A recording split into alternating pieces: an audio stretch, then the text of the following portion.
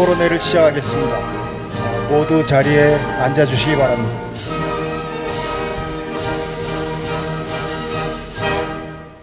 저희가 어떤 시대의 그 인물을 지금 얘기하고 있냐, 이걸 조금 시간 개념을 좀 부여하기 위해서 제가 말씀을 좀 올리겠습니다. 이승만, 오늘 주제상으로 박사라고 하는 게 맞겠습니다. 이승만 박사께서 그 출생하신 연도는 1875년입니다. 1875년 하면 가장 그 잘 알려진 사건이 운요호 사건입니다. 운양호 사건이 일어난 그 해입니다. 그러니까 이분은 3월 26일에 태어나셨고 9월 21일부터 3일간 운요호 사건이 일어났습니다. 그리고 그 사건 수개월 후 1876년 2월에 그 일본과의 그 신식 수교 조약을 그 체결했습니다. 그리고 항상 이 대비되는 인물인 백범 김구 선생은 한 살이 뒤입니다. 1876년에 태어나셨고 안중근 의사는 1879년 이승만 박사보다는 4살이 아래입니다. 그리고 이승만 박사께서 대통령으로 하야하신 뒤에 하와이에 가셔서 작고하신 해는 1965년입니다. 아마 여기에 젊었을 때 이 이승만 대통령의 하야와 그 작고의 그 시간을 그 기억하신 분들이 계실 텐데요. 저도 대학 4학년 때 그러니까 1965년에 저는 대학 4학년이었습니다. 고등학교 3학년 때 4.19 혁명이 일어났고요. 그래서 하야를 하셔서 하와이로 가셨고 그 장면은 뭐 기억이 아주 생생합니다.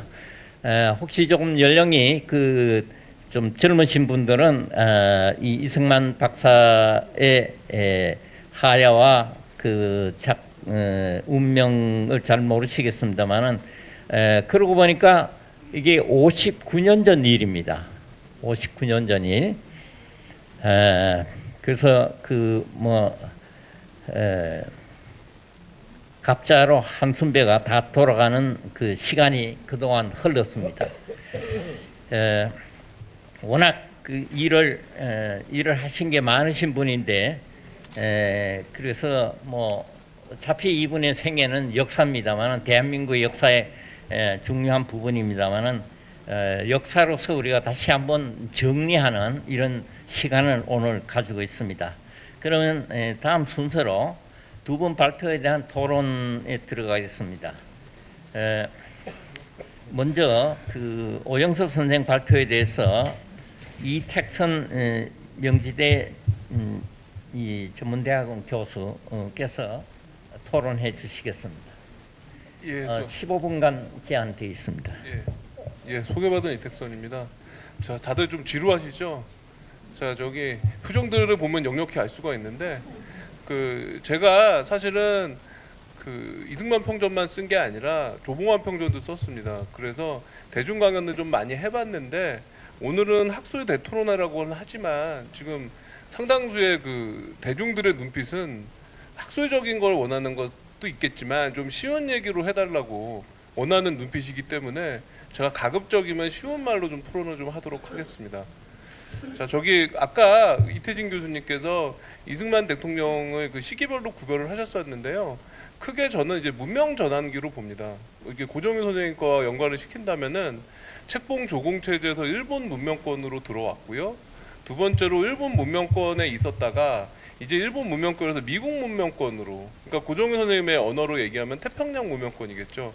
그렇게 오늘 문명 전환기의 사람인데 이렇게 압축적인 어떤 그런 성장 발전을 가져온 이런 복잡한 시기의 사람들을 보통 우리는 어떻게 설명을 하냐면은 비동시성의 동시성이라고 설명을 합니다. 자, 그러니까 이승만이 민주주의를 추구했지만 독자적인 면모가 있고 뭐 여러 가지 복잡한 왕정을 추구하고 이런 복잡한 면모들은 우리 시대의 산물이라고 생각합니다. 이것은 저의 견해만이 아니고요.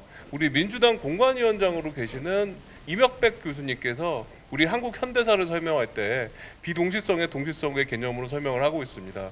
자, 대충 짐작을 하셨을 텐데요. 저는 사실은 이승만에 대해서 우호적인 분위기에서 태어나지 않았습니다. 제가 1875년에 태어난 이승만보다 정확하게 100년 후에 태어났는데요. 저는 사실은 동아일보를 맨날 소년동아일보까지 끊어볼 정도의 집안 분위기였고, 그리고 저 같은 경우는 이제 우리 4.19 혁명을 일으킨 이기택 총재의 아들과 제일 친한 친구 사이였습니다. 자, 그리고 제가 또 공부를 하다가 보니 저희 아버지도 사실은 이제 이기붕 씨의 아들과 같은 반 동급생이었으나 지방에서 올라오셔서 특권자의 아들과 그렇게 친한 접점은 없었습니다. 자, 그리고 저희 아버지의 제일 친한 친구분은 뭐 이수인 전 의원, 그러니까 조봉암 쪽이랑 친한 쪽이었다고 볼 수 있겠죠. 이런 관계로 저는 사실은 제가 이승만 평전을 쓰게 될 줄은 꿈에도 몰랐습니다.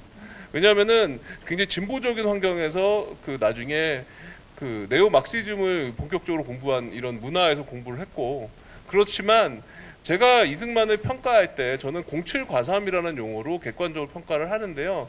나중에 말씀을 드리겠지만 07과삼도 사실은 그렇게 온당한 용어는 아닙니다. 자, 어찌 됐건 제가 이렇게 장황하게 설명드린 이유는 제가 이승만은 굉장히 객관적으로 평가할 수 있는 분위기에 있었고, 가장 최근에는 조봉암 평전을 썼기 때문에 제 나름으로는 굉장히 객관적이고 공정하게 평가를 한다고 생각을 합니다. 자, 그러면은 여러분들 이제 장황하게 설명드리는 것보다 오늘 오영섭 원장님의 발표문을 몇 가지 문장으로 요약을 해드리겠습니다. 크게 6가지 주장이라고 생각을 하는데요. 이승만이 이봉창과 윤봉길을 매도했다는 것은 사실이 아니다. 자, 이것은 사료로 나오고 있습니다. 오늘도 오마이뉴스의 어떤 기자가 이것을 가지고 와서 마치 사실인 양 얘기를 했는데 사실이 아닙니다. 자, 두 번째로 교육 이공론과 미일 충돌 가능성을 그 누구보다 먼저 제시한 것이 이승만이다. 이 사실을 얘기하고 계십니다. 자, 그러니까 미일 충돌 가능성은 굉장히 많은 사람들이 제공하고 있지만 사실은 여러분들 사료상으로 보면요, 굉장히 19세기 말부터 20세기 초에 나오기 때문에 그 어느 사람보다 먼저 제시한 사람이 이승만입니다. 자, 세 번째로 미국식 독립 모델에 대한 적응을 이제 필리핀 모델을 가지고 제시를 하고 있다라는 겁니다. 왜냐하면은 미국 식민지에 있는 것이 필리핀이었고 미국에서 교육을 받았기 때문에, 그 다음에 우드로 윌슨이 이것을 통해서 필리핀을 독립을 시켜줬기 때문에 이것을 가장 현실적인 모델로 생각을 한 것입니다. 자, 네 번째로 이미 잘 얘기를 하셨었는데, 카이로 회담 시 중국의 역할은 사실은 우리는 굉장히 큰 역할을 한 것으로 알고 있지만 생각보다 굉장히 불투명하다는 것입니다.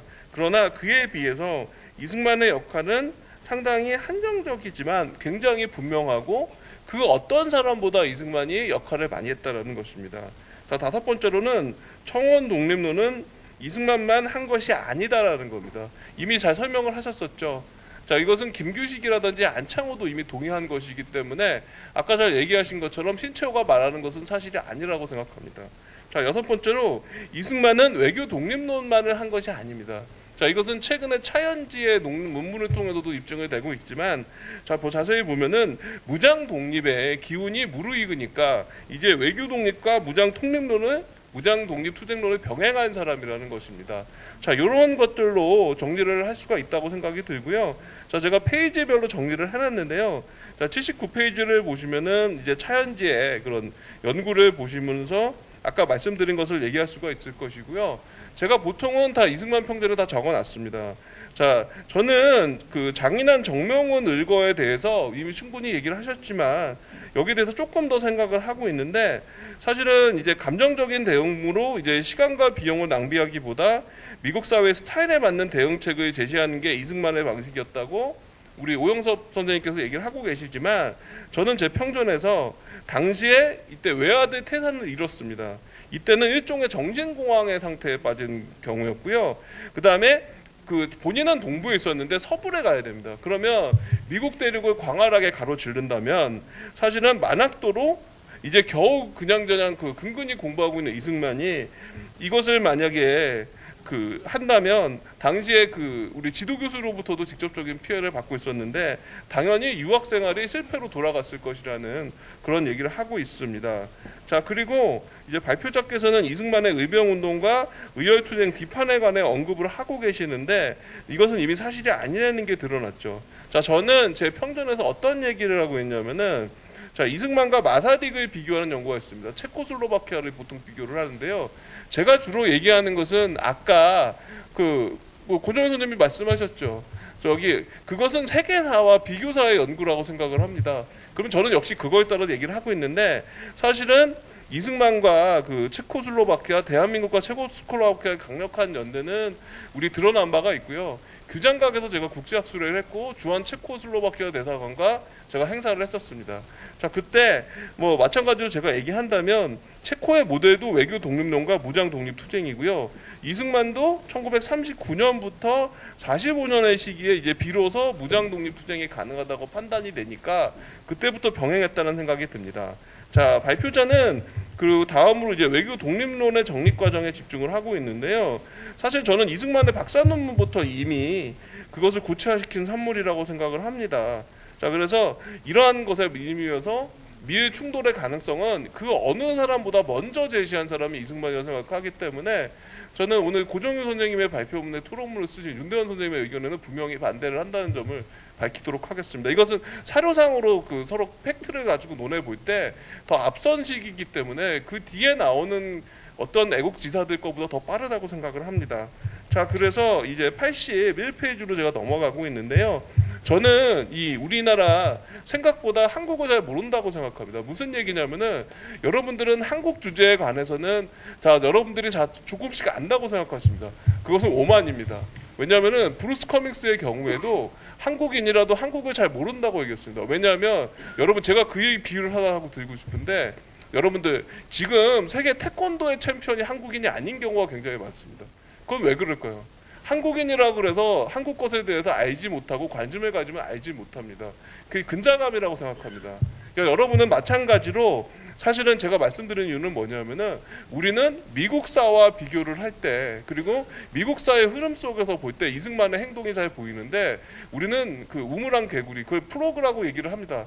저랑 친한 이제 그 제가 많은 영향을 받은 우리 나종현 교수님의 그 아이디가 사실 프로그입니다.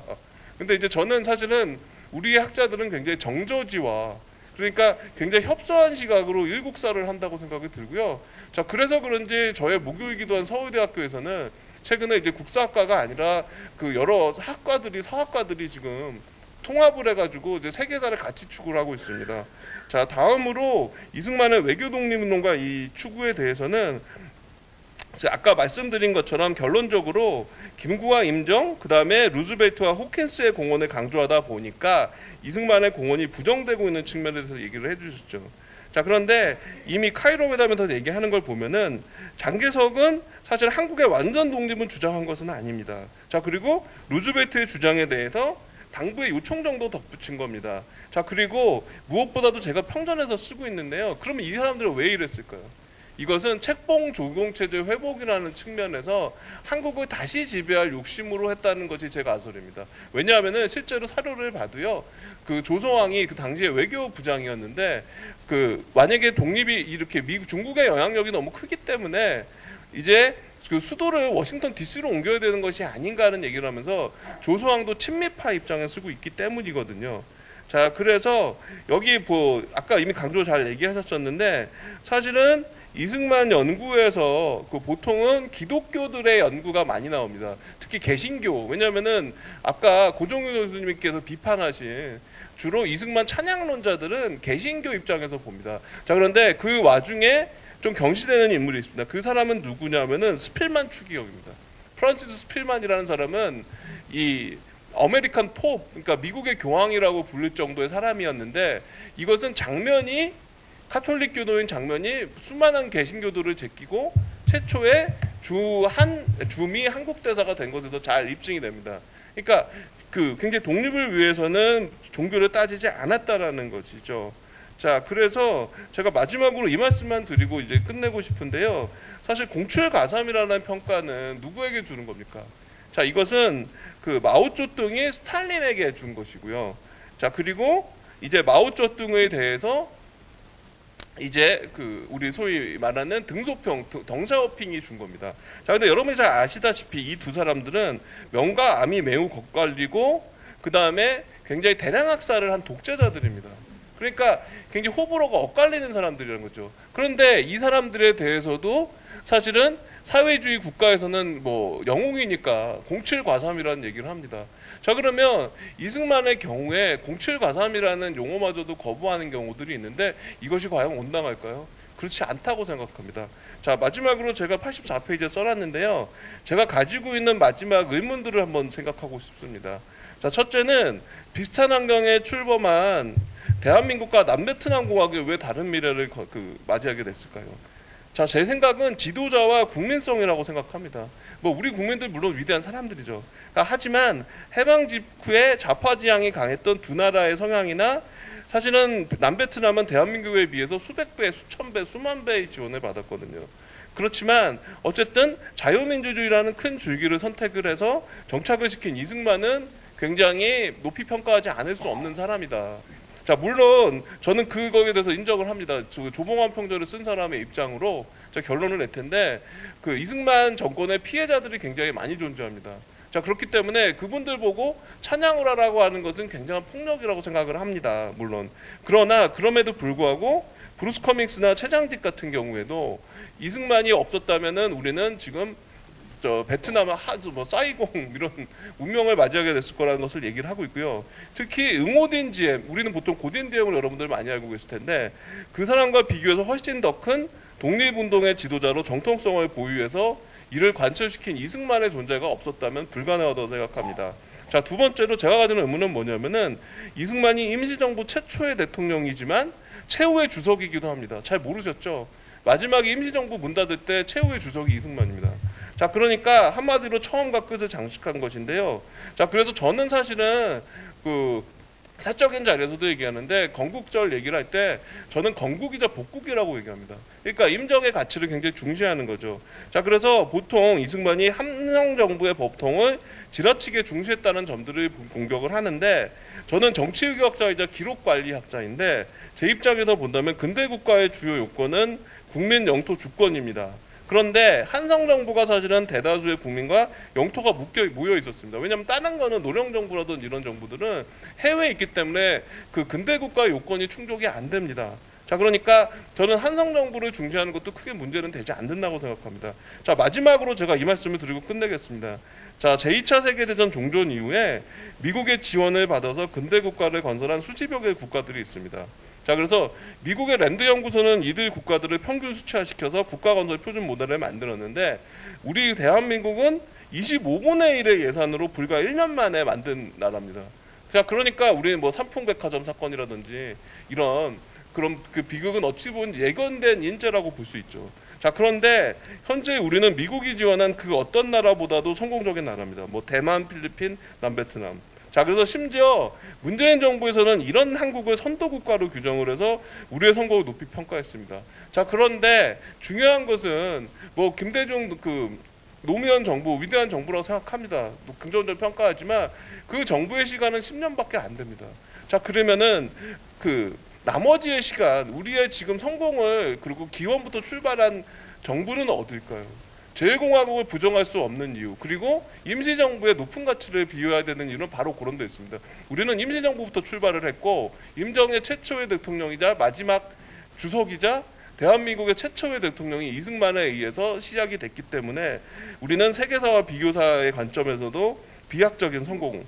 자, 그렇기 때문에 이제 우리는 이런 이승만에 대해서 재평가를 해야 되지만 아까 제가 말씀드린 것처럼 우리는 그런 객관적인 평가를 할 입장은 못 된다고 생각합니다. 왜냐하면 이승만 정부 시기에 그 피해를 받은 그 영혼들이라든지 후손들이 많습니다. 그분들에게 뭐 이승만 위대하다 뭐 욕을 해봐야 그건 감정적으로 받아들일 수밖에 없습니다. 자, 그렇기 때문에 이승만에 대한 평가는 오히려 지금부터 시작된 것이고 오히려 모든 은원과 이해관계를 초월한 후손들의 세대가 있습니다. 그것이 지금의 MZ 세대고요. 이 MZ 세대들에 의해서 객관적으로 평가될 수 있다고 생각을 합니다. 그래서 오늘의 대회도 사실은 그 MZ 세대들에게 조금 더 큰 목소리가 부여되지 않았어야 했나 그런 생각을 하면서 제 토론을 마치겠습니다. 예. 감사합니다. 그 역사적인 인물에 대한 MZ 세대론적인 평가를 제기를 하셨습니다. 아마 이 제기가 처음 있는 거 아닌가 그런 느낌 받았습니다. 그 이 선생님께서 그 서두에 지적하신 이승만 대통령이 대통령이 되기 전에 임시정부 주석직을 가졌다는 건 사전적으로 나와 있습니다. 제20대 주석이 김구고 21대, 22대 주석이 이승만으로 되어 있습니다. 기간은 1947년 3월 3일에서 1948년 8월 15일, 그냥 대통령 취임하기 전까지입니다.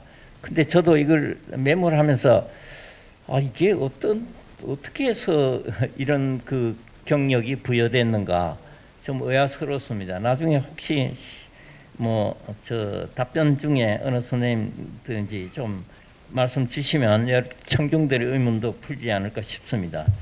특히 이 기간은 47년 3월 3일, 48년 8월 15일까지 기간은 미군정이 그 임시정부를 인정하지 않은 시기인데 어떻게 이런 그 경력이 부여됐는지 좀 의아스러운 점이 있습니다. 그러면 그 주로 이 선생님 이택선 선생님께서는 지금 오동석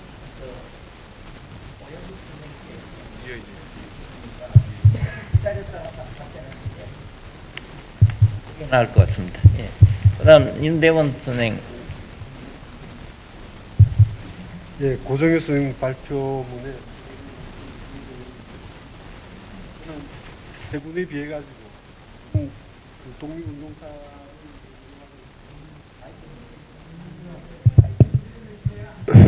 예, 독립운동사를 연구하고 있습니다만은 그 임시정부를 중심으로 연구를 계속 하고 있습니다. 그리고 한말과 조선 후기 또 일제강점에 관한 병합 불법성에 관한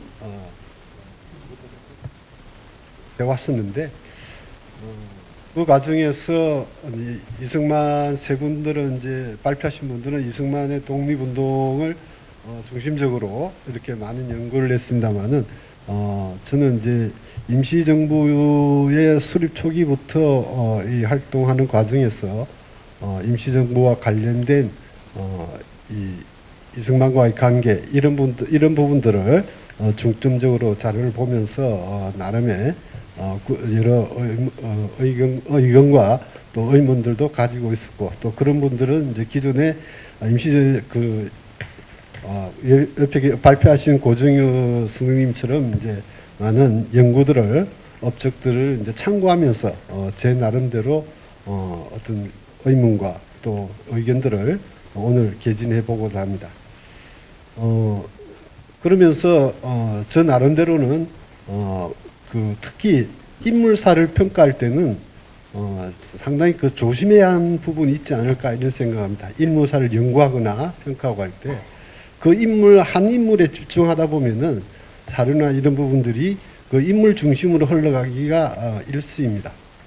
그러나 개인이나 어떤 인물이든 사건이든 그것이 독자만 존재하는 거 아니고 어떤 흐름 속에서 그 부분이 있기 때문에 전체 줄기들을 보면서 또 그 흐름 속에서 인물사를 엮어가야 그에 대한 좀 더 올바른 평가, 객관적인 평가가 가능하지 않을까 그런 생각을 하면서 기존에 이 이승만 연구에 대한 평가들에 또 다른 인물사도 마찬가지겠지만 그런 우려들을 가지고 오늘 그 고정효 선생님께서 발표하신 내용에 대해서 저 나름의 그동안 궁금했던 점들을 또 발표 내용에서 좀 더 심화시키고 싶은 부분들을 중심으로 4가지 질문을 하고자 합니다.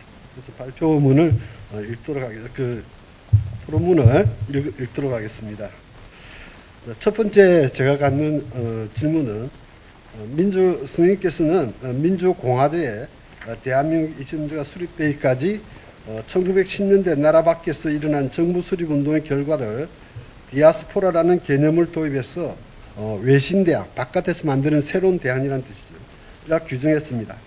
인용문에서 디아스포라는 민족주의 원천이라고 강조했듯이 이산동포들이 갖는 기소본능의 정체성인 민족주의로 환원해서 외신대안을 나라 밖의 나라, 영토 없는 민족의 디아스포라 공동체라고 했습니다.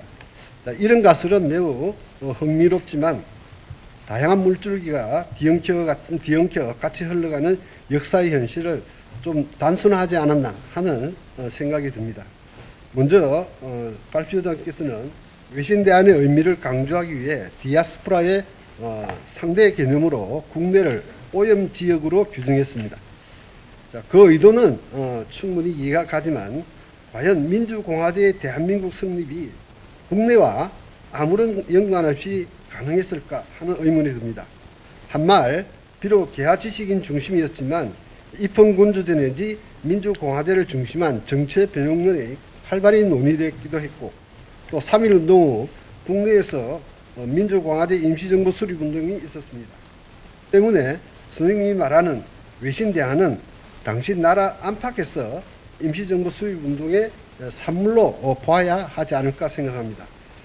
자, 그리고 디아스포라의 개념에서 정체성 못지않게 주목해야 될 점은 다양성에 기초한 상호 연결성이라고 생각합니다.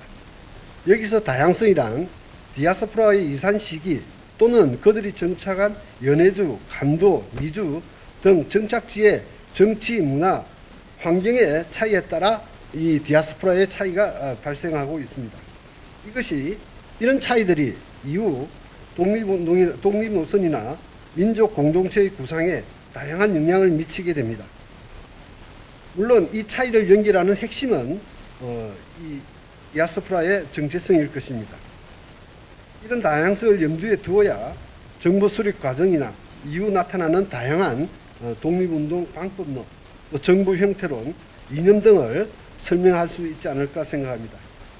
이런 점에서 흥미로운 가설이 당시 역동적인 한인 디아스포라를 너무 단순하지 않았나 생각합니다. 이 점에 대한 선생님의 의견을 듣고 싶습니다. 다음 두 번째 질문입니다. 앞 질문에 디아스포라 연장선에서 이 가설에 좀 모순이 있지 않나는 의문이 듭니다. 선생님은 그 네 번째 이승만의 역사적 유산에서 첫째 유산에서 태평양 시대를 열었다고 했고 결론에서 이 한미 상호방위 조약을 체결함으로써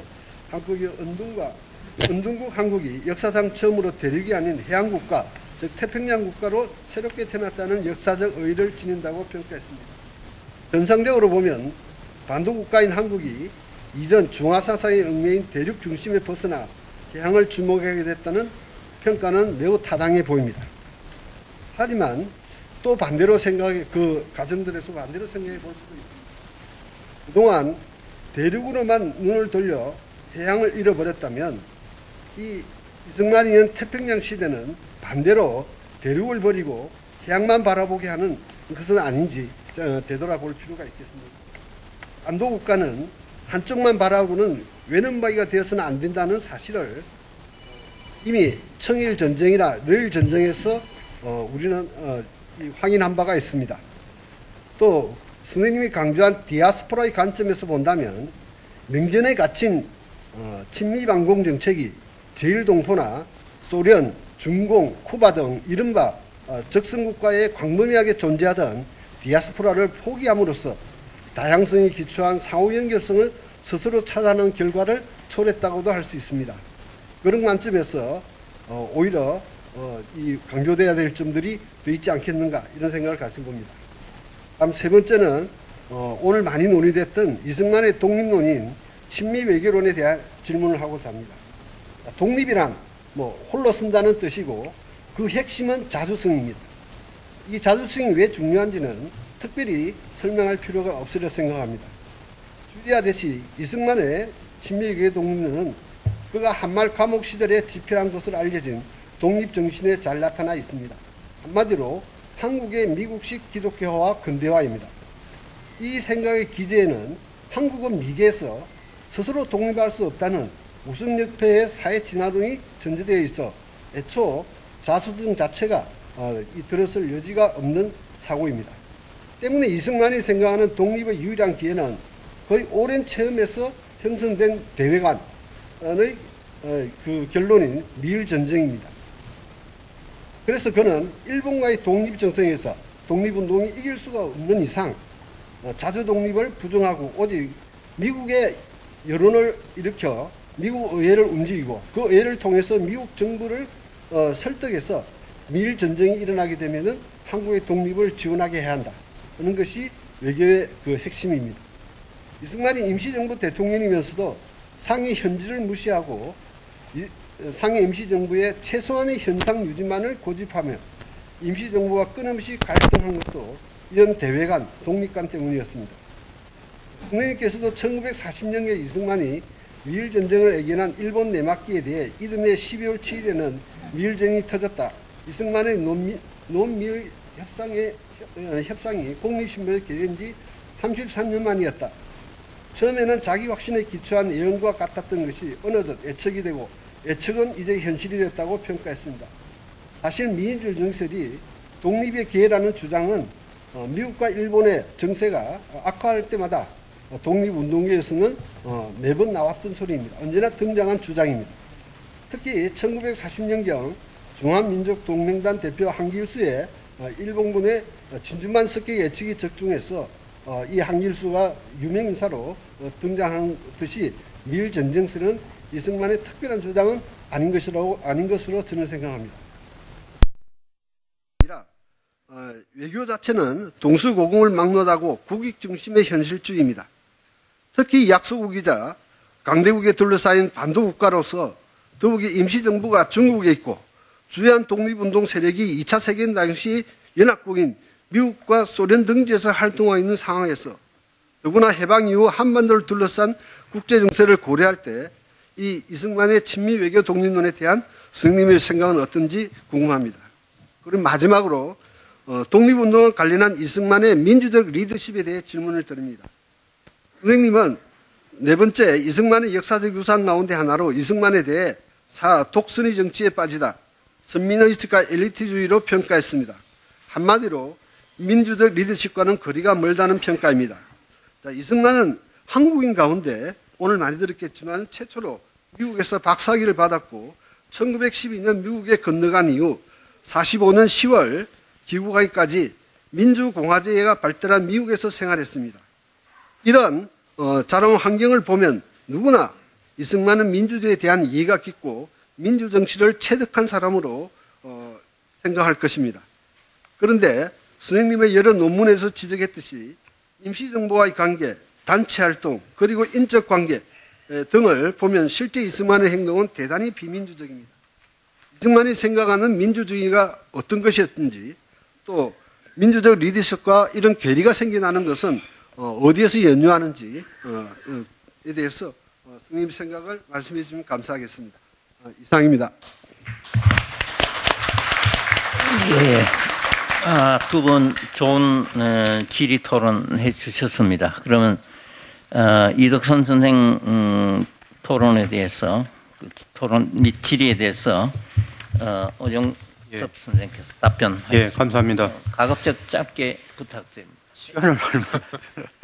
사실은 이택선 교수님이 오히려 저한테 구체적인 그 질문을 던져주신 게 몇 가지가 안 돼서 오히려 그걸 말씀드리기는 좀 어려운 점이 있고요. 오히려 윤대원 박사님께서 질문하신 4개 한 가운데 3번째 안이 저한테 질문을 했으면 딱 맞는 그 질문이 됐을 것 같아요. 하시죠, 뭐. 네. 그럼 이택선 교수님이 말씀하신 걸 제 나름대로 약간 좀 정리를 해서 말씀을 드리겠습니다. 사실은 이제 미일 전쟁론 얘기가 계속 나오는데 이승만은 그 한국인이 미개해서 독립할 이 자격이 없다던가 또는 뭐 이렇게 표현을 한 적이 한 번도 없습니다. 우리는 문화적으로 굉장히 발달되어 있고 역사적으로 유구한 민족인데 현재 준비가 부족하기 때문에 일본의 침략을 당해서 나라를 빼앗겼다. 그러니까 우리가 시간은 걸릴지 몰라도 정치적, 경제적, 사회적, 정신적 여러 부면에서 실력을 길러서 나름대로 착실히 준비를 해서 독립할 수 있는 기반을 닦아 나가야 된다. 이승만이 일관되게 그렇게 이야기를 합니다. 이 사람은 한국인이 미개했다든가 또는 뭐 독립에 대한 의지가 없다든가 독립성이 박약하다든가 이런 표현을 한 적이 없습니다.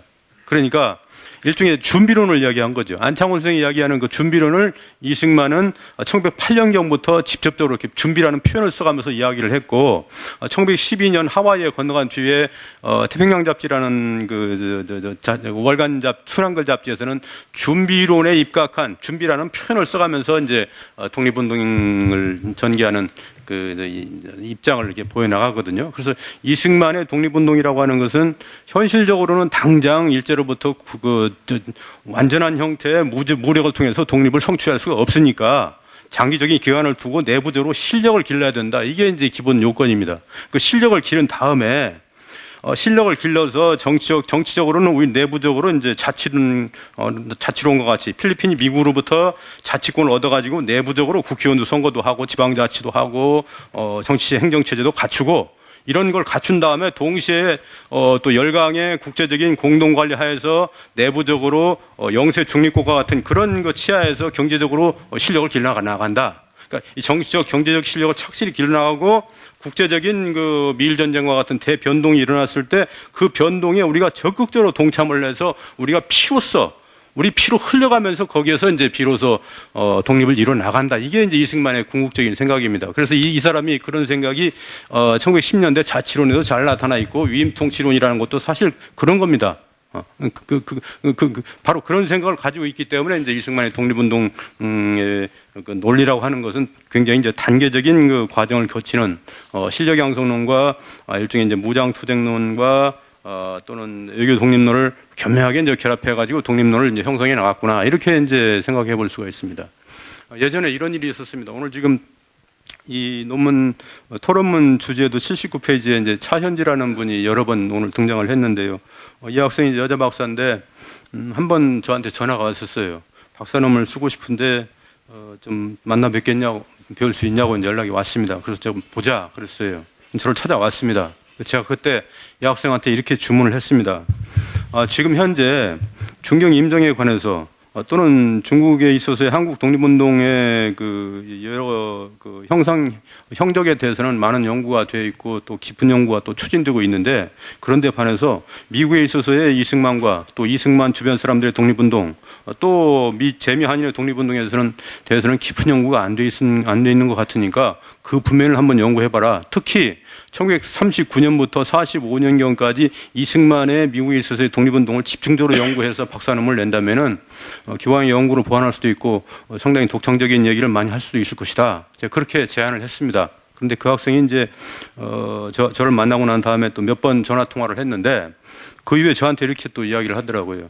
지금 교수님 말씀해 주신 주제를 제가 이제 바로 착수는 못하고 주제를 바꿨습니다. 그래서 중경 임정이 대한민국 임시정부 세력이 미국과 어떻게 군사 외교를 전개했는가 하는 그 문제를 이제 제가 연구하기로 이제 결정을 했습니다. 이렇게 이제 저한테 전화를 했습니다. 그래서 제가 또 그때 전화상으로 이렇게 주문했습니다. 자, 그렇다면은 너의 주제를 살려서 거기에다가 독창성을 부여할 수 있는 방안은 이런 것이 될 것이다. 첫 번째, 우리가 기왕에 일반적으로 알고 있는 이승만과 김구의 관계라고 하는 것이 중경 임정 시기로 국한해서 본다면은 또는 그 이전 시기 1930년대 이후로 국한시켜서 본다면은 상당히 우호적이었다, 양자가.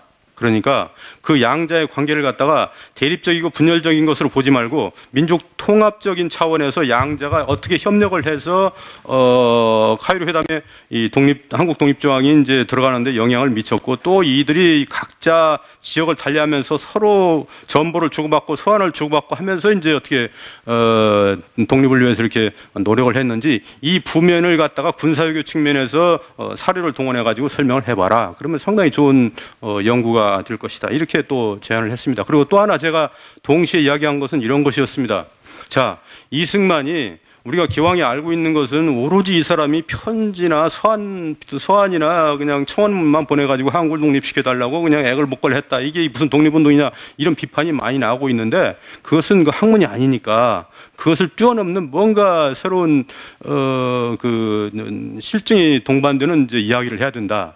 특히 이승만이 1939년부터 밀전쟁이 가시화되고 있는 이런 상황 속에서 처음에는 1939년만 하더라도 이승만이 상당히 정의와 인도에 입각한 외교 선전을 굉장히 강조하다가 1940년에 들어서서 바로 1년 차인데 6개월 차인데 그 1940년 2월 달에 들어서서 김구한테 편지를 보내면서 여러 가지 그 폭탄을 던지고 뭐 선박을 파괴하고 그 기타 군사적인 사보타지 활동을 통해서 일제에게 그 타격을 입히는 이런 활동을 갖다가 중국과 한국 각지에서 동시에 벌려서 우리가 일본에 대해서 얼마만큼 군사적으로 저항할 수 있는 힘을 가지고 있다는 것을 미국에게 충분히 인식시키고 그런 부면에서 미국으로부터 이제 군사적인 또는 외교적인 지원을 충분히 이끌어내야 된다. 그렇게 해야만 이제 우리 독립이 이제 좀 더 가까워진다. 그렇게 이제 이승만이 생각을 가지고 있었는데 그런 생각을 학문적으로 차분하게 풀어내서 이제 당신이 박사 논문에다가 이제 반영한다면 상당히 좋겠다. 제가 두 가지 주문을 했습니다. 그래서 그 주문이 이제 박사 논문에서 보니까 나중에 나온 걸 보니까 좀 만족스럽지는 좀 못했지만 일정 부분은 이제 터치한 뭐 그런 측면이 있고 이래서 아마 좀 지금 조만간 이제 책으로 내는 작업을 추진하고 있다고 하는데요.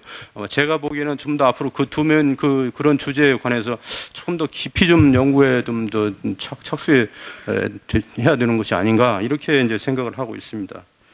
그리고 지금 미일 전쟁 얘기가 계속 이제 언급이 되는데 사실은 이승만이 미일 전쟁론에 대해서 처음으로 그 인식하기 시작하는 것은 1897, 8년경인 것 같습니다. 그러니까 그 일본에서 일러 전쟁 미래기, 일미 전쟁 미래기 이런 책들이 이제 나왔는데 일러 전쟁 미래기라는 책은 처음에 1898년에 나왔고 그것이 이제 유행이 돼가지고 베스트셀러 비슷하게 되다 보니까 1891년에 1901년에 또 다른 필자가 또 일러 전쟁 미래기라는 책을 출간을 했고 널 전쟁이 일어나기 전까지 이제 그런 책이 서너 종이 나온 거죠. 그러니까 이미 일본 사회에서는 일러 전쟁에 대해서 그걸 예측하고 그걸 논하는 이제 서적들이 여러 권 나와가지고 사회 전반적으로 널리 읽히는 이런 상황이 되었던 겁니다. 그런 책이 이 동시에 그 시기 이제 일본 사람들이 대동 합방론자들이 그런 책을 들고 한반도에 들어와 가지고 이제 한국에 이승만과 같은 이제 독립협회 가담 세력들을 만나 가지고 교류를 하고 이러면서 이제 그런 책도 이제 전해주고 이랬던 거예요. 이승만은 그 책을 봤습니다. 그래서 그때 대동 합방론자들이 이렇게 얘기를 했다는 거예요. 지금 서양이 동양으로 이렇게 밀려 들어와 가지고 굉장히 동양을 이제 압박하고 있으니까 우리가 먼저 조선과 일본이 연합을 해서 청국을 설득을 시켜가지고 청국으로 하여금 우리 동양 삼국이 이론을 이루어가지고 서양을 이제 막아내는 이런 대책을 강구해야 되겠다. 대동합방론자들이 이렇게 얘기를 했다는 거예요. 그러면서 대동합방론자들이 이렇게 또 덧붙였다는 거죠. 자, 조만간 노일 전쟁이 벌어질 것이고 그 다음 단계로 미일 전쟁이 벌어질 것이다. 이렇게 이제 이야기를 했다는 겁니다. 이승만이 그 얘기를 대체로 1899년 1월달 감옥에 들어가기 전에 이제 그 얘기를 들은 것으로 시점으로 봐서 이렇게 이해가 되는데요. 이승만은 개인적으로는 이미 구한말에 옥중에 툭 뜨기 전에 이제 대동 합방론자들로부터 영향을 받아가지고 미일 전쟁의 문제에 대해서 나름대로 이제 지견을 갖게 되었다. 이렇게 이제 볼 수가 있는 겁니다. 그러니까 그런 지견이 좀 더 이제 시기적으로 확장이 되면서 1908년경에 가면은 일본 사회 내부에서는 여전히 이제 널 전쟁이 이제 닥치고 나니까 널 전쟁 미래기가 실종하는 그런 책이 되었기 때문에 더욱더 미일 전쟁 미래기의 문제가 이제 일본 사회에서 큰 이제 각광을 받았던 거죠. 그래서 미일 전쟁 미래기 또는 미일 전쟁의 군사적인 충돌 문제 또 경제적인 뭐 갈등의 문제 기타 여러 가지 미일 전쟁 미일 관계 문제를 다룬 이런 책들이 이 구한말부터 일제 시기까지 일본에 수십 종이 나왔습니다. 이런 영향을 받아가지고 심지어는 이제 일본 사람들이 하와이에 들어갈 때 그 책이 하와이 당국으로부터 검열해서 이제 들켜가지고 하와이 그 책을 가지고 들어오지 못하게 하도록 이런 조치까지 이제 하와이 당국으로부터 이제 당하는 이제 그런 것이 형국이었고, 이 미일 간의 이제 그런 그 충돌의 문제에 대해서 일본 사회에서 그런 식으로 이제 반응이 나오고, 그러니까 그것이 다음 단계로 이제 미국인들한테까지도 영향을 미쳤고, 심지어 이제 미국인을 비롯한 서양인들도 이 동양과 서양의 충돌 문제에 대해서 이제 논급을 해가지고 책도 내고 우려를 표명하고 이런 그 상황이 되었기 때문에 미일 충돌의 문제는 계속 그 이후에 일본을 비롯한 동양과 미국을 비롯한 서구 세력 간에 계속 관심을 가지는 주제로 이제 증폭되어서 나타나는 겁니다. 그러니까 이승만은 계속 그런 상황 속에서 이제 미일 전쟁 문제에 대해서 영향을 받을 수밖에 없었던 거죠. 그러니까 당연히 그 이승만으로서는 이 미일 전쟁 문제에 대해서 지견을 가지고 있는 상황 속에서 그 구체적인 미일 전쟁에 관한 이제 논의가 동서양 양쪽에서 나오는 상황에 영향을 받아가지고 확실하게 이제 미일 전쟁 문제를 가지고 자기 독립운동의 틀을 만드는 데 있어서 이제 원용을 했다, 이렇게 이제 볼 수가 있는 겁니다. 예. 예. 제가 조금 예. 시간 미안합니다. 예, 제 말씀은 이런 정도로 드리겠습니다. 미일 전쟁론은 제가 좀 다른 측면에서 좀 다룬 적이 있는데요. 좀 참고가 될 것 같아서 제가 좀 토론자도 아닌데 말씀드리겠습니다. 그 일본의 그 한국 침략과 그 중국 태평양 전쟁까지 가는 국가 전략의 이 기본 방향이 조슈파의, 그러니까 이토 히로부미나 야마가타 알토모 이런 그 메이지 정치 군부 지도자들의 선생으로 요시다 쇼인이라는 사람이 있었습니다. 이 사람은 그 막부타도 천황을 추대해 가지고 중앙 집권 국가를 만들었어.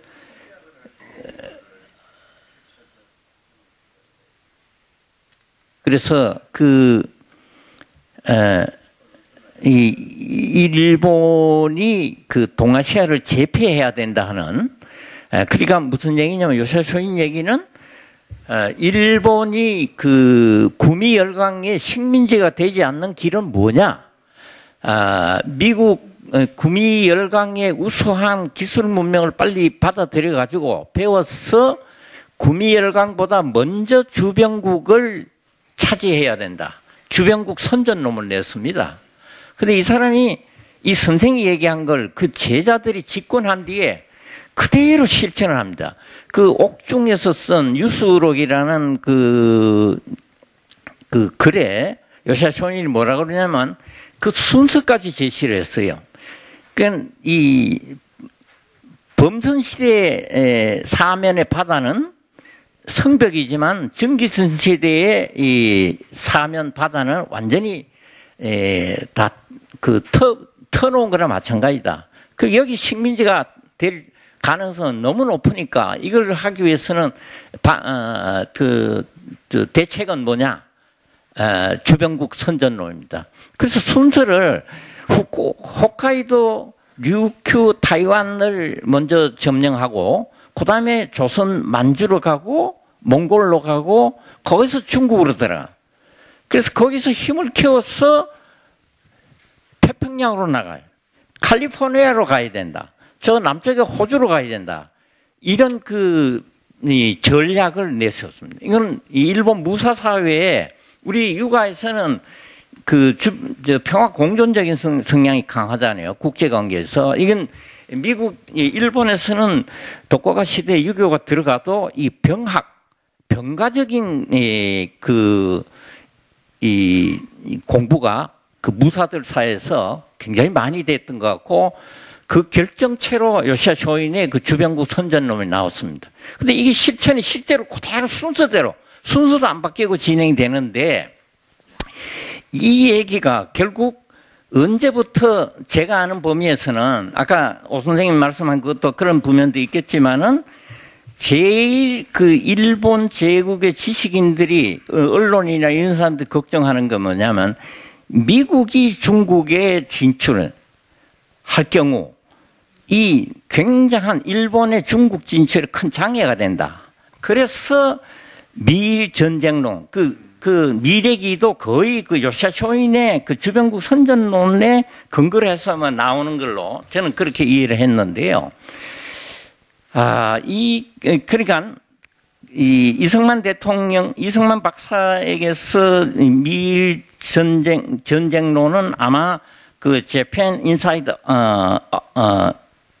업이죠. 이것을 지을 무렵에 적어도 1919년 이후부터 그 중립국에서 벗어나서 그런 생각을 많이 하신 영향을 받고 실제 일본에서 그런 얘기 많이 나오니까 거기에서 이제 그 네마키 그 책을 지으시는 것 같은데요.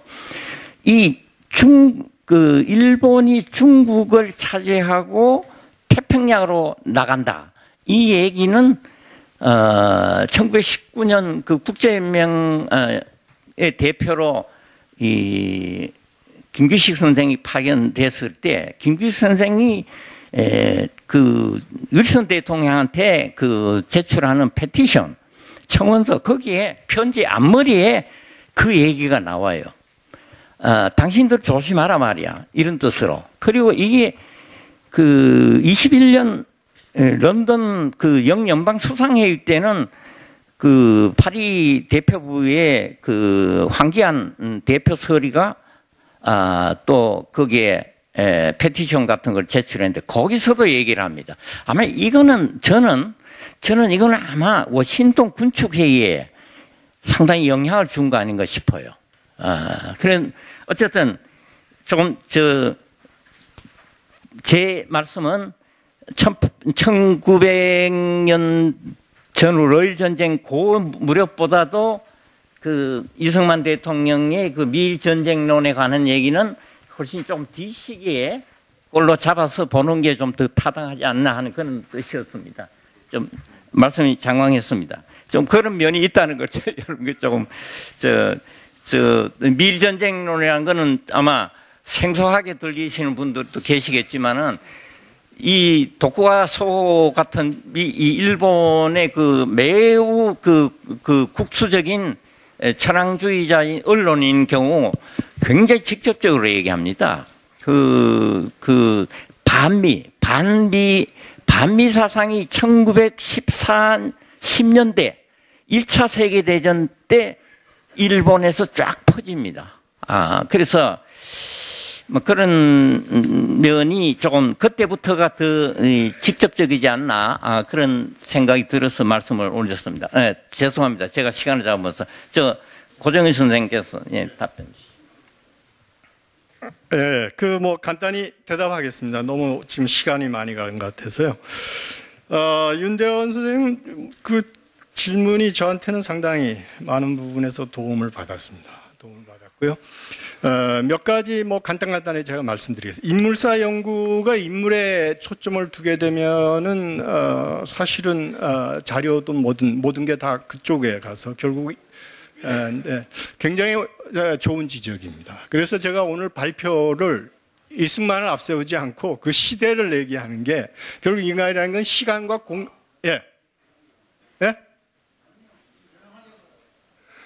시간과 공간의 어떤 속에서 이루어지는 일이기 때문에요. 그 성호 이익 선생이 저는 그 실학자전 성호 이익 선생을 그렇게 볼 때가 놀라운데요. 그분이 그런 얘기를 했어요. 이게 시대의 흐름을 타는 사람이 곧 새로운 시대를 열어갈 수 있다. 이게 그 성호 선생 말 그대로 보면 그 시세 때의 형세를 탄다. 그러면 그게 승세라 그러더라고요. 근데 마찬가지로 이승만은 그 태평양 시대의 물결을 가장 먼저 탄 사람입니다. 그런 점에서 제가 오늘 발표는 그런데 좀 더 초점을 맞췄다는 말씀을 드리고요. 그 다음에 그 외신대안이라는 말은 제가 처음 쓴 말이 아니고요. 이미 육당 최남선 선생이 썼던 얘기예요. 그 1908년에 소년지를 창간을 하면서 거기서 많이 얘기되던 게 외신대안입니다. 그러면서 그때 이 10대 후반인데 말이죠. 대단한 포부를 밝힙니다. 아까 이태진 선생님이 그쪽 그 독후가 시기에 일본 무사들이 갖고 있는 포부에 대해서 얘기했는데 아마 육당도 그 이제 러일 전쟁을 전후한 시기에 일본에 가면서 그 영향을 꽤 많이 받았나 봐요. 그래서 이 외신대안이라는 얘기를 쓰면서 우리가 한국이 나아갈 방향은 태평대양, 저쪽 태평양 쪽으로, 그 다음에 대륙으로 나아가야 된다. 아주 원대한 포부를 10대 후반에 밝히는 게 아마 그 외신대안이 제가 처음 쓴 얘기는 아니라는 걸 좀 사료적인 측면에서 말씀을 드렸고요. 디아스포라라는 것과 대비해서 국내를 오염된 땅이다 이렇게 얘기하는 건 너무 근데 사실 이것도 또 제가 쓴 말은 아니고요. 제국 그 사이에 한국이라는 그 좋은 책이 있는데 프랑스 학자가 쓴 그 책에서 이 말을 써요. 근데 그분이 자료를 뭘 봤냐 하면은 당시에 이 미주에 나오는 신문하고 국내의 대한매일신보를 중점적으로 보면은 저도 이제 나중에 그걸 그대로 한번 따라서 추적을 해봤는데 박해 얘기가 굉장히 많이 나옵니다. 안에는 이제 희망이 없다는 거예요. 희망이 없다는 거예요. 도대체 안에서 뭘 할 수 있느냐 우리가. 근데 밖을 봐라. 밖에서 보면은 뭔가 새로운, 그거는 말이죠. 아까 그 최남선 선생도 그래요. 육당도 말이지. 이게 밖에서 보면은 우리 한국 사람들이 말이지 굉장히 활기차고 뭔가 이렇게 의지도 있고 의욕도 있는데 왜 우리 안에만 들어오면 이렇게 돼 있느냐. 이런 이야기를 하는데 외국인도 그래요. 그 청일전쟁기에 우리나라에 와서 방문했던 이사벨라 비숍도 말이죠. 러시아의 연해주 쪽에 가서 한인 마을을 집중적으로 봐요. 근데 거기에 한인 마을들을 보면서 깜짝 놀랐다는 거예요. 이게 조선 안에 조선 사람이 아니라는 거예요. 이게 완전히 다른 사람이라는 거예요. 이제 그런 점에서 좀 얘기를 했고요. 디아스포라 관련해서 지금 윤대원 선생님이 지적한 것 중에서 정체성 못지않게 다양성이 중요하다는 얘기인데 그건 너무도 다양한 얘기입니다. 제가 이렇게 하다 보면은 모든 게 처음에 시작되는 걸 찾아보면은 주로 미주 쪽에만 얘기를 했는데 사실은 시작은 러시아하고 만주 지역이죠. 우리가 소위 얘기하는 북간도 서간도 쪽인데 말이죠. 이게 작년 8월에 그 독립기념관에서 나온 책이에요. 이게 매년 그 월간 비슷하게 나오는 건데요. 이게 그때 특집이었던 것 같아요. 병합했는데 한인 애국자 8,624명 일본의 강제적 한국 병탄 반대를 외치다. 그래서 이 성명회에서 성명을 발표해요. 근데 이거는 국내에서는 도저히 엄두를 낼 수 없는 일입니다. 이게 박히기 때문에 가능한 얘기예요. 그런 점에서 사실은 저의 연구가 그 연해주, 시베리아 지역과 만주 이쪽 지역이 제대로 다루어지지 못했다는 것은 정확한 지적이고 또 앞으로 그 부분을 좀 더 보완해 나갈 수 있도록 하겠고요. 아울러서 그 다양성이라는 것이 아까 제가 우리 한국 독립운동의 가장 큰 특징은 세계성이라고 그랬는데 그게 한편으로 보면은 굉장한 또 한계를 가질 수밖에 없어요. 지금 우리가 많이 얘기하는 우리 독립운동의 분파성이라는 거는 그거는 말이죠. 사실은 한국 독립운동만 있는 게 아니에요. 모든 나라의 독립운동의 분파성이라는 건 존재합니다. 원래 정치 권력이라는 게 그런 것이고요. 근데 한국의 경우에 그게 좀 더 두드러지게 보이는 이유는 다른 게 아닙니다. 이게 국내였으면 괜찮은데 국외에서 지금 미주 지역, 그 다음에 시베리아 한인 그쪽의 지역, 그 다음에 만주 이쪽 지역은 정치 상황도 다르고 환경도 다르고 조건이 다 달라요. 그러니까 이게 그쪽의 환경에 맞게끔 살아가려면 거기에 맞게 살아갈 수밖에 없는 겁니다. 그러니까 시베리아 연해주 지역에 있으면서 소비에트 정권이 수립이 됐는데 나는 소비에트 정권 싫어. 그러고 거기 있으면 그 살아남겠냐 말이에요. 결국은 그 환경에 적응할 수밖에 없다면 그 환경에 적응하는 가운데서 운동과 이념 노선이 달라질 수밖에 없는 그게 우리 한국 독립운동이 갖고 있는 세계성이면서도 특징이다. 근데 그거를 분파성이다, 상호 대립적인 것으로 너무 이렇게 하는 것은 결코 바람직하지 않다. 아까 우리가 말씀드린 통합적으로, 종합적으로 바라볼 때에 한국 독립운동 우리가 입체적으로 바라볼 수 있다는 말씀드리고요. 그 다음에 그 해양 쪽으로 얘기하니까 대륙으로 이게 눈은 감게 된 거 아니냐, 정확한 지적입니다. 지금 한반도에서 이 남한은 완전히 고립된 섬입니다. 이 북쪽으로 나아갈 수가 없어요. 그래서 제가 그 쓴 책 중에 하나에서는 마지막 그 에필로그에서 그런 얘기를 했습니다. 이제 우리는 다시 대륙으로 눈을 돌려야 된다. 근데 이 대륙으로 눈을 돌려야 된다 그러면 자꾸 중국만 얘기하는데 전혀 그렇지 않습니다. 전혀 그렇지 않습니다. 식민지 시대에 말이죠. 지식인들이 그냥 기차 타면은 어디까지 가느냐? 파리까지 갑니다. 그 안에 얼마나 많은 나라들이 있습니까? 얼마나 많은데. 우리는 어떤 면에서는 식민지 시도보다도 훨씬 더 협소한 공간에 갇혀 있다. 협소한 공간에 갇혀 있다. 그러니까 그런 점에서 좀 더 밖으로 우리가 눈을 돌려야 된다는 얘기를 하고 싶고요. 그 다음에 미일 전쟁론 얘기가 자주 나오는데요. 사실은 제가 미일 전쟁론에 대해서는 최근에 나온 책에서 한 챕터를 이걸로 썼습니다. 썼는데 굉장히 이건 오래된 이야기고요. 그 다음에 당시 1904년, 5년 우리나라 신문만 봐도 이거 숱하게 나와요. 제가 찾아본 인덱스만 해도 한 200몇 개 나옵니다. 그러니까 이승만이 최초의 제안자라는 거나 아니면 이렇게 보는 거는 좀 무리가 있고요. 사실은 러일 전쟁 이후에 이미 이 서방 국가에서 봤을 때 일본이 너무 커버렸다는 거예요. 그러니까 저거를 견제를 해야 된다. 그 견제를 하기 위해서 이제 여러 가지 이제 제약들이 들어가는데 그걸 가장 먼저 했던 데가 어디냐면 샌프란시스코입니다. 이 샌프란시스코에 일본인 이민들이 들어오거든요. 일본 이민들이 하와이에 갔다가 말이죠. 하와이에서 다시 미국 본토로 오는 이 임금이 한 2배 차이가 나니까. 얘네들이 마구 들어오니까 미국이 불안기에 처하니까 백인 노동자들하고 이게 경합이 벌어져요. 농촌에서는 또 일본 사람들하고 또 경합이 벌어집니다. 그러니까 이 미국 내에서 상당히 보수적인 언론들, 특히 인종주의적인 색채가 있는 사람들이 집중적으로 이게 때려. 그래서 러일 전쟁에서 일본이 승기를 잡은 때 말이죠. 이미 신문에다가 일본이 태평양을 건너서 온다는 걸 일면에 컷으로 실어놓습니다. 그래서 그리고 이거는 뭐 주로 이게 언론의 보도이지만은 미국 정부 내에서 일본을 상대로 전쟁이 일어날 수밖에 없다라는 것을 가지고 미국 군부 내에서 보고서가 나와 있습니다. 이게 이른바 오렌지 플랜이라는 겁니다. 그 오렌지가 일본을 얘기합니다. 그럼 미국은 뭐냐? 블루. 이거는 일어날 수밖에 없다. 이게 오렌지 플랜이 시작된 게 청일전쟁 이후입니다. 미국이 굉장히 빨라요. 그런 점에서는. 그리고 그러면서 이제 미국이 태클이 들어오니까 일본 군부 내에서도 천안까지 보고된 극비 문서가 나옵니다. 그게 제국 국방 방침이라는 책입니다. 그 보고서입니다. 그 앞에 보면 극비라고 써 있는데 거기에서 역시 미국과의 충돌은 불가피하다. 그러면서 이게 군함 경조 경쟁이 이제 본격적으로 벌어지게 되는 그런 측면에서 미일 전쟁론이라는 걸 그렇게 단순히 여러 가지 그런 복합적인 측면이 있다라는 것, 그리고 민간적인 것과 정부적인 차원을 동시에 받아들여야 된다는 것을 얘기 드리겠고요.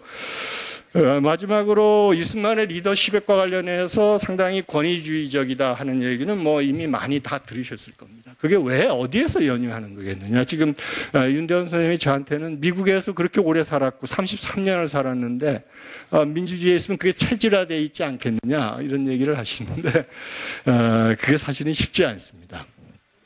양면성이 있는 건데 아까 저기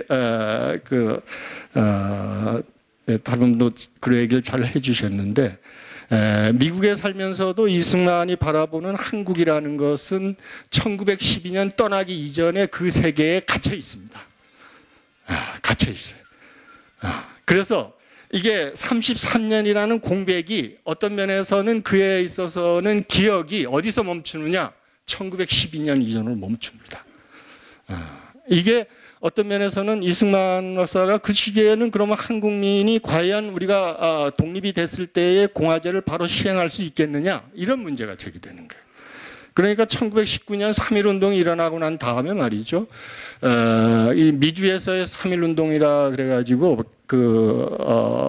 그게 펜실베니아에서 가게 되면은 그 미국이 독립기념 산실이라는 데가 있는데요. 거기에 리틀 시어터라는 조그마한 극장에서 미주 지역의 한 100여 명의 사람들이 모여가지고 새로운 이제 한국 구상을 밝히는데, 그 구상에서 가장 요점이 뭐냐? 우리가 독립하게 되면 바로 민주정부를 수립하기는 어렵다. 그러니까 인민의 교육이 향상이 되고 자치 능력이 향상되는 한 10년 동안은 중앙집권적인 강력한 국가가 필요하다는 것을 공개적으로 밝힙니다. 공개적으로. 이거를 돌아가신 유해학 선생님은 그거를 훈민정치, 훈민정치라 그랬어요. 백성을 가리켜서 민주주의로 이끌어간다 라는 의미에서 해서 그런 부분을 좀 같이 고려해 줬으면 좋겠습니다. 예, 감사합니다. 발표와 토론이 모두 끝났습니다. 여러 선생님들께서 들으시면서 새로운 얘기도 많이 들으셨겠습니다만 또 좀 헷갈리는 것도 많이 생기셨을 줄 압니다. 그래서 정보가 많으면은 자꾸 헷갈리는 건 당연하니까요. 앞으로 또 정리하는 기회를 많이 좀 광복회가 만들어 주기를 바랍니다. 제가 플로어에서 지금 올라온 질문 5개를 이걸 전달하는 방법은 제한된 시간에, 이거 지금 암만 해도 40분 이내는 끝내야 되는데요. 20분 제가 읽겠습니다. 질문 하신 분의 성함을 밝히고 읽고 제가 할 수 있는 편의상 제가 할 수 있는 답변은 제가 드리고 제가 못할 거는 해당되는 발표자나 토론자분께 의뢰를 하겠습니다. 이명우 선생님, 전 평안남도지사 도산 안창호 선생 기념사업회 부회장이십니다. 오영섭 교수님 주제 발표 통해서 제가 그동안 이승만 대통령에 대한 오해가 많이 풀렸습니다. 그것은 스티븐슨 사건의 통역 요청 거부, 무장투쟁론자들에 대한 혐오에 가까운 비판과 반대, 그리고 가장 문제가 된 위임 통치 책임론입니다. 오해가 풀려 감사합니다. 제가 질문하고자 하는 점은 첫째, 독립운동 방향에서 무장투쟁론, 실력양성론, 그리고 외교노선 이런 세 가지 방향이 그 경중의 차이는 있지만 다 필요한 것이 아닌지, 안창호, 김구, 박용만, 이승만 이런 독립운동 지도자들의 독립방법론을 각각 인정하고 이를 통한 통합하는 이승만 리더십이 부족하지 않았나 생각합니다. 이 점은 아까 제가 좀 앞으로 독립운동 여러 노선을 통합적으로 봐서 아름다운 역사로 키우자는 말씀으로 대신하겠습니다만은 이승만 리더십의 문제는 또 뭐 다른 기회에 얘기될 수 있으리라고 생각합니다. 같은 분의 질문이 계속되는데요. 이런 점에서 제가 이 5편의 질문지를 보고서 너무 놀랐습니다. 왜 이렇게 수준이 높으신지요? 이런 점에서 볼 때 저는 이승만 대통령의 개인적인 퍼스널리티에 기인된 점은 없는지 말씀해 주십시오. 이승만 박사의 퍼스널리티는 1. 자존심이 강한 것, 2. 비타입적인 독선적 성격, 3. 타협과 반대편의 입장을 받아들이지 못하는 성격, 뭐 이런 면을 학계에서도 지적하고 있는 걸로 압니다. 이거는 누가 답변할 사항은 아니고요. 제가 책을 하나 추천하면은 이화여대 정병준 교수가 쓴 우남 이승만 연구에 대해서 책은 이 우남 이승만의 리더십 또 퍼스널리티에서 상당히 비판적으로 되어 있습니다. 참고해 주시기 바랍니다. 그 뒤에 반대 세력에 관한 얘기는 뭐 생략하겠습니다. 하여튼 이명우 선생님 원하시면 예, 감사합니다. 예. 두 번째, 광복회원이라 관악 지부 회원이라고만 밝히셨습니다. 발표와 토론 정말 잘 들었습니다. 역사학계나 독립운동 단체 아무도 가지지 않는 일을 광복회가 나서 이번 이승만 학술 토론회를 주최해 주셔서 감사합니다. 이번 학술 토론회가 이승만에 대해 좀 더 객관적인 평가가 나오길 바랍니다. 저는 깊이 알지는 못하지만 이 토론회가 일제강점기에 국한되었다고 하더라도 이승만 대통령은 임시정부 대통령으로서 탄핵된 일이 있었던 것으로 압니다. 이 탄핵이 되었으면 탄핵이 법적 효력이 어디까지 미치는지, 독립운동가로서 지위는 탄핵에 맞게 조정돼야 하는지 생각되어집니다만, 이에 대해 라운드 테이블 교수님들께서 답변해 주시면 고맙겠습니다. 이 문제 누가, 윤대원 선생 해 주실 수 있어요? 예, 임시정부 책도 쓰셨는데 탄핵 대통령을 그만두시는 임시정부 초대를 그만두시는 얘기인가요? 예, 25년 제13회 임시의정원에서 먼저 탄핵 결의를 통과시키고, 그리고 심판원에서 심판을 받고, 그리고 최종 의결되어서 면직이 됩니다. 대통령이. 그 이제 요즘 말하는 탄핵인데, 그런데 이제 법적으로는 그 절차상으로 많은 문제는 제기합니다만, 어쨌든 법적으로는 그 탄핵이 되어서 대통령직을 임시정부에서도 이제 그래서 국무위원부도 폐지시키고 다 이렇게 하죠. 그렇게 하는데 대신에 이제 이승만 자체가 그 탄핵안을 받아들이지 않습니다. 오히려 자신은 한성 임시정부의 대통령이기 때문에 상위 임시정부와는 관계가 없다. 나는 앞으로도 그 한성 정부의 대통령으로서 사실 집정관 총재인데 그걸 나중에 이제 자기가 그 프레지던트로 이렇게 번역을 했죠. 아무튼 그렇게 해서 대통령 행세를 하게 됩니다. 계속 그 미주에서 명색을 가지고 활동을 하는 걸로 하고 있고, 그러면서 또 그걸 보고 나중에 임시정부에서도 계속 이제 이승만에 대해서 탄핵됐는데도 대통령 행세한다고 이제 계속 그 비판을 하고 그만둘 것을, 중지할 것을 요청하고, 그런 것들이 또 미주 내에서도 또 문제가 되기도 합니다. 예. 답변이 된지 모르겠습니다. 예, 간단히 제가 좀 보충을 해도 될까요? 예. 짧게. 이승만 박사 탄핵 문제는 이제 간단치가 않은데요. 그게 이제 대체로 봐서 이승만 박사가 워싱턴 군축의회 전 임시정부에 이제 힘을 동원해 가지고 추진을 했는데 결국 실패로 끝났거든요. 그러니까 그 이후에 이승만에 대한 지지가 이제 임시정부 내부에서 급속히 이제 사라지는 현상이 나왔고, 특히 이제 이동영 선생 같은 경우에는 이승만 박사를 지지하는 이제 기우파의 수장임에도 불구하고 이승만에 대한 이제 지지를 걷어버리는 이런 이제 상황이 이제 벌어졌습니다. 그런 상황 속에서 반 이승만파가 임정의 이제 개전 문제를 이제 언급을 하고, 또 이승만의 이제 진취 문제를 언급을 하고, 이런 과정 속에서 이승만을 이제 임정에서 축출하기 위한 이런 여러 가지 이제 논의와 그 활동이 이제 벌어지는데, 가장 이제 그 문제가 되었던 것은 1924년 그 늦가을에 이 임시 대통령 유고안이라는 것을 이제 통과를 시켜가지고 박원식 선생이 이제 임시 대통령 대리로 선출되는 이런 이제 사건이 있었습니다. 그런데 문제는 그 시기 절차에 이런 문제가 있습니다. 임시정부의 그 대한민국 임시정부 임시헌법 1919년 9월 11일 날 이제 제정된 그 헌법에 보면은 임시의정원은 임시의정원 의원 총수의 절반이 되지 못하면 개원을 못한다 이렇게 되어 있습니다. 임시의정원의 정원 총수가 57명입니다. 그러니까 임시의정원이 법률상으로 개원을 하려면은 28명이 넘어야 되는, 29명이 넘어야 되는 거죠.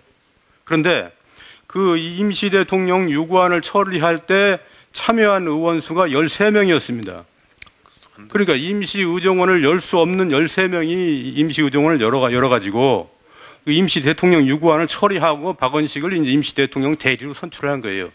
그 박원식은 그 선출에 따라가지고 임시 대통령 대리로서 신임 강요를 다 임명을 하고, 그 이후에 여러 가지 임시정부의 원하는 안창호 선생이 원하는 방식의 이제 조치를 다 취해 나갔습니다. 그리고 1925년 다시 임시 대통령 25년 3월달 대통령을 탄핵을 할 때 그때도 임시의정원의 정족의 그 과반도 되지 않는 숫자가 임시의정원 의원이었습니다. 임시의정원 총원이 57명인데 그때 확인되는 임시의정원 의정원 의원 숫자가 24명이었습니다. 그러니까 24명이 전부 다 그 회의에 참석했다고 하더라도 과반이 안 되는 거죠.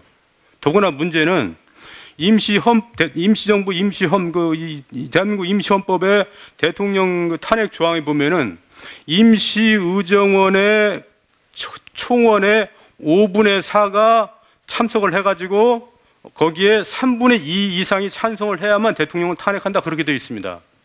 그런데 1925년 3월달 대통령 탄핵한 건 역시 그 임시의정원 숫자 과반수도 되지도 않고 그게 탄핵의 절차에도 맞지도 않고 숫자에도 맞지가 않는 여러 가지 이제 절차에 문제가 있는 거죠. 24년도 그렇고 25년도 그렇고 그 임시 유고 법률안이나 이 탄핵안이 절차상 전혀 성립이 되지 않는 겁니다. 그러니까 이승만 세력으로서는 그걸 받아들일 수가 없는 거죠. 그러니까 대체로 1922년 이후 넘어가서 이승만과 임시정부 사이에 갈등이 깊어지면서 이승만이 막 그 대통령으로서 임으로 교령을 반포를 하고 이런 과정 속에서 양자 간의 갈등이 증폭이 되는 겁니다. 그 양자 간의 갈등이 증폭이 됐을 때 이승만 대통령 유구안을 제출한 13명의 그 구성 분포를 보면은 8-9명이 평안도 출신이었습니다. 이게 당파성이 강한 그 과정 속에서 이루어진 이게 이제 정책인 이제 별난 비슷한 사건이기 때문에 이거를 너무 사실이 아닌 이야기를 너무 많이 해가지고 그러니까 이승만이 그 탄핵을 되는 것은 뭐 갈등 이런 이야기하지만은 그러니까 뭐가 빠져 있느냐면은 지금 오수님 이야기에 그러니까 이승만 탄핵 이야기가 나오면 1921년 이후에 국민 대표의 소집날이 나오면서부터 시작됩니다. 그러니까 그런 부분들에서 다른 이 외지에서 국민 대표에 의해 상해에서 열리는 국민대회에 125명의 국내외의 단체들이 독립군 단체와 독립군 단체 대표들이 와서 회의를 하면서 이승만 문제가 합의를 보게 되는 겁니다. 거기에서 일부 이승만 지지 세력들이 소수로서 반대하고 대다수가 이승만 문제를 해결하지 않고서는 우리 독립 문제가 해결될 수가 없다. 당시에 임시정부 문제나 뭐 이런 그런 합의들이 바탕된 위에서 그걸 추진하는 과정이 이제 그럼 어떻게 처리할 것이냐가 그건 임시의정원에서 이제 처리를 해야 되는 거죠. 그래서 이제 개조파들이라는 사람들이 중심이 되어서 당시 국민 대표를 지지하는 대표들이 중심이 되어서 임시의정원에서 이승만 탄핵을 시작하게 되는 겁니다. 그런 역사적인 배경들이 합의돼야 있고, 다음에 또 하나는 임시의정원의 이제 그 탄핵 절차나 거기에 어떤 의정원 수인데 이건 최근의 연구에 의하면은 뭐 저도 그 최근의 연구들 그 숫자를 밝히는 작업들을 해왔습니다만은 그러니까 13명 뭐 했다 뭐 이건 사실이 아닙니다. 그거는 나타난 것만 보여주는 거고, 그러나 실제 당시 다른 자료들과 이렇게 그 당시에 참여한 보면 약 30여 명이 당시 임시의정원으로 활동하고 있고 참여한 걸로 이렇게 확인되고 있습니다. 그러니까 이제 그런 사실들 관계가 역사 사실과 또 하나는 당시 상에서 국민대표회를 두고 이후에 전개되는 국민대회가 파열되고 나서 남은 사람들이 상해에 남은 사람들이 또다시 이 통일을 해 나가려는 그런 과정에서 이 이승만 문제가 해결돼가는 이런 것들이 전제되면서 다른 그 이승만의 이야기가 나와야지. 그런 건 싹 다 빼버리고. 저도 좀 다시 한번 자, 죄송합니다. 죄송합니다. 제가 한 말씀만 더 드리겠습니다. 죄송합니다. 죄송합니다. 잠깐만요. 1925년 이렇게 하시죠. 1925년에 오 교수님 대통령에 대해서 오 교수님 예. 잠깐만요. 예. 우리가 다음 일정이 있고요. 저희가 이렇게 하겠습니다. 질문은 계속되고 있는데 저희들이 질문지를 수합해서 교수님들께 답변을 해서 그 자료집으로 저희들이 다시 한번 정리하겠습니다. 그래서 이태준 교수님께서 마무리 발언을 좀 해주시고요. 저희들이 다음 일정 때문에 지금 옮겨야 되는 상황입니다. 그래서 좀 죄송하지만 여기서 마무리 좀 해주셨으면 좋겠습니다. 예. 이렇게 이게 복잡합니다. 조선왕조가 건국에서 응관제도를 여러분들 다 기억하실 겁니다. 3사를 두었습니다. 하나가 아니라 셋을 두었습니다. 중국에서 셋이 있은 적이 없습니다. 하나만 있습니다. 의사대 하나만 있어요. 한국인들의 이게 하나의, 이건 장점으로도 볼 수 있어요. 굉장히 비평에 능합니다. 그러니까 상해 임시정부를 세워서 또 이런 일이 탄핵이 있었다는 건 정말 놀라운 일인데요. 우리가 어쨌든 간에 의견을 앞으로 이런 문제도 학계에서 다루어가지고 정리해서 우리는 비평의식을 세련화시킬 필요가 있다고 생각합니다. 제가 마무리 발언 드리겠습니다. 이 지리에서도 나왔는데요. 이승만 대통령의 업적을 해방 후에 오히려 더 많은 걸 평가해야 되지 않냐, 그런 질의가 있었습니다. 저도 기본적으로는 거기에 찬성하는데요. 어쨌든 독립운동 미국에서 주로 계시면서 독립운동 하신 건 매우 독특하신 거라고 저는 개인적으로 생각합니다. 오늘 발표 들으면서도 그런 생각을 거듭했습니다만 매우 지적이라고 그럴까요? 다른 분야, 박사학위, 프린스턴 박사학위 가진 분 아무리 없어요. 근데 제가 프린스턴 박사학위 논문 중립국에 가는 걸 일부러 대학원생들하고 찾아 읽었습니다. 매우 이론적이에요. 이거는 위임 통치론하고 굉장히 연관되어 있는 것 같은데요. 그냥 이게 다른 분들과 다른 그런 방식을 취하고 계십니다. 그리고 위임 통치론 이후에 이 미국에서 사실은 얼마나 미국 정부의 설득력이 있었냐, 영향력이 있었냐, 이건 또 검토돼야 할 문제인데요. 저는 미국에서 이 승만 리가 유명해진 거는 재팬 인사이드 업, 이게 호놀루루 기습전 일어나기 한 6개월 전에 책이 나왔습니다. 이게 정말 예언자적인 이 능력 발휘가 거기서 보여진 거죠. 근데 그런 큰 또 노력은 많이 하셨지만은 미국 안에서 명성 이런 거는 독립운동 힘을 발휘할 정도의 그걸 얼마나 가지셨냐, 이런 건 좀 또 학자들이 또 정리를 하겠습니다만은 저는 광복 후의 업적은 굉장히 중요한 업적을 많이 하셨다, 그렇게 생각해서 두 가지만 말씀드리겠습니다. 다 아는 얘기인데요.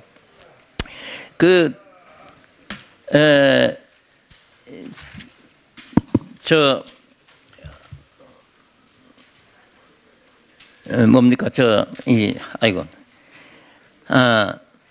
정읍연설. 1946년 6월 3일에 분단이 눈앞에 거론되고 있을 때 다 남북 분단 반대한다고 할 때 이 남한 단독 정부 수립을 주장하신 거, 이거는 상당히 국제 정세에 예견력이 있었다, 이렇게 볼 수 있고, 그것이 이제 김구 선생과의 차이, 이걸 가져왔다고 보는데요. 저는 또 김구 선생은 평양에 가실 때 성사 되리라고 가신 건 아니라고 생각합니다. 이분은 지금까지 지켜온 독립 노선이 대한이 쪼개지면 안 된다고 생각하신 겁니다. 그래서 마지막으로 평양에 가서 김일성 붙들고 이제 끝내자, 분단하지 말고 정부가 하나로 가자 하는 걸 얘기하러 가셨다고 저는 그렇게 생각합니다. 그리고 성과가 있으리라고는 생각 안 했고, 시를 남기신 건 내가 걷는 이 길을 후세에서 다시 밟는 사람이 있으리라는 시가 암시하는 것도 많습니다. 그리고 다음 마지막으로 농지개혁, 이거 굉장히 중요한 업적인데요. 사실 농지개혁은 제가 따로 좀 다루어 봤습니다. 이거는 미국 프랭클린 루즈벨트 대통령이 카이로 선언을 할 때 이 이 식민지 나라가 일본 제국에서 핍박을 받아서 노예 상태가 된 이 사람들, 이걸 가만 놔두면 사회주의 혁명이 그냥 들어온다. 이걸 막아야 된다. 그래서 미 국무성 안에서 조선의 농지 개혁을 위한 준비팀이 구성되어 있었습니다. 그 성과가 미 군정에까지 넘겨져서 한국의 이훈구 선생이 농림장관을 관계를 했습니다. 그래서 그걸 만들어 가지고 미 군정에서 완성을 해서 대한민국 정부가 출범을 하니까 넘겨줬습니다. 절대로 귀국한 이승만 대통령이 그 농지 개혁안을 준비할 시간이 없었습니다. 그래서 다만 이것이 그 한미 관계에서도 굉장히 사실은 농민들이 소작농에서 자영농이 대부분이 됐으니까 북한 인민군이 내려와도 거기에 동조를 안 했습니다. 그리고 또 이승만 대통령은 그걸 받아들여서 재헌국회에 통과를 시켰습니다. 그건 큰 업적입니다. 김성수 선생을 설득하고 이렇게 해서. 그러나 또 그 다음에 이런 기반을 만들으셔가지고 저는 그 자유당이라는 당명이요, 그 상공업을 추구한 영국의 휘그당의 이름입니다. 휘그당이 자유당이었습니다. 교수님, 토리당은 지주당이었고요. 말씀도 대단히 죄송합니다. 지금 저희들이 움직여야 되기 때문에 끝내겠습니다. 좀 정리 좀 해주십시오. 예. 요 대목은 좀 이게 이승만 정부 때 농지 개혁이 미국의 도움을 받아서 뉴딜 정책의 끝의 성과입니다. 이게 기반이 돼서 상공업 정책을 시행하려고 그랬지만 6.25 전쟁 후에 어려움 때문에 잘 안 되죠. 잘 안 되지만 그게 다음에 이 박정희 정권에서 산업화의 기반이 됐다 하는 요 흐름만은 제가 좀 말씀을 드리고 싶어서 좀 시간을 좀 끌었습니다. 예, 죄송합니다. 감사합니다. 네. 장시간 경청해 주셔서 감사드리고요. 이 팜플렛 한번 펼쳐주세요. 여러분 가지고 계신 팜플렛 한번 펼쳐주십시오. 여기 보면은 이승만 대통령은 임시정부 대통령. 예, 여기 보시면 이승만 대통령은 임시정부 대통령, 독립운동가 이승만은 정부 수립 대통령. 요걸 한번 모두 들어봐 주세요. 다 계시죠? 예, 누가 뭐래도 오늘 그 토론의 결론에서 분명한 것은 독립운동가 이승만 임시정부 대통령이시고 또 우리 정부 수립의 대통령이라는 것은 분명한 그런 의미에서 여러분 다시 한번 높이 펼쳐주세요.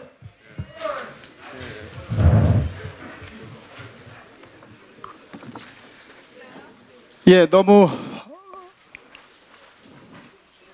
감사합니다. 너무 감사드리고 오늘 토론에 참여해 주신 이태진 교수님을 비롯해서 오영석 교수님, 이택선 교수님, 고정희 교수님, 윤대원 교수님 모두 큰 박수 부탁드립니다. 여러분.